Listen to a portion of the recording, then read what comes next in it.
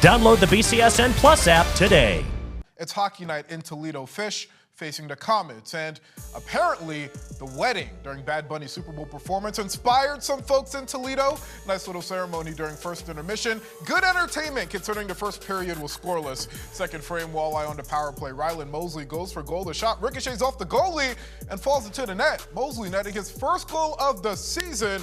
One of two scores for the Fish in the period. Third frame, Komets came flying back to tie the game at 2. Then Austin McGarrah smokes this into the back of the net. Whew. 3 goals in a little over 3 minutes for Fort Wayne. Walleye pushed this to OT, and in the extra period, William Dufour pushes it ahead to Blake Murray, and his 17th goal of the season wins it for the Komets. Walleye lose back-to-back games for the first time in nearly a month. Fort Wayne wins 4-3. We gave up those opportunities in the third period that are unacceptable. I mean, twice we come into our own zone and we leave one of their guys available, and those are things we're not doing when we're playing well, but, easy to fix. I thought our guys did a good job of responding and coming back, but, it's just we need to be a more mature team coming out of the locker room for the third period.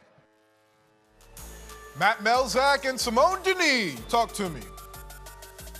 All right, thank you. Yeah, tough loss tonight for the Toledo Walleye here at the Huntington Center in overtime, a game they had the lead going to the third period. Simone, you talked about it way back in our pregame show, your keys. Special teams was one of them. Power plays were a big part of this game, and, turnovers were another one, and they really factored into the game. It all ended up factoring. We talked about how important it was going to be with two such close teams to be able to dictate the game.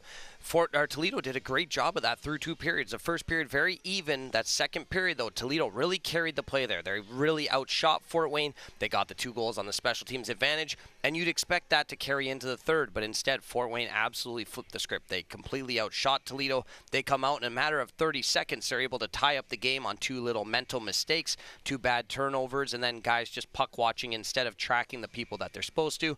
So those little mental mistakes, it's part of the game, it happens, but unfortunately they ended up both in the back of Toledo's net, and then just 2 minutes later, Fort Wayne takes the lead again.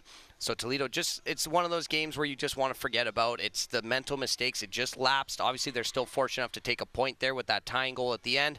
Unfortunately, we talked about the discipline, and unfortunately, the special teams again.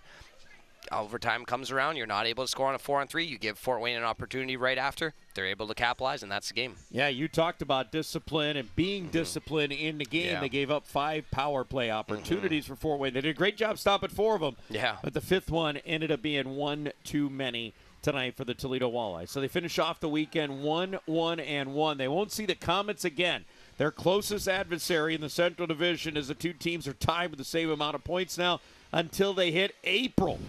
2 of the last 3 games of the year will be played against the Fort Wayne Komets. So we'll see them then, and we'll send it back to you now in the studio.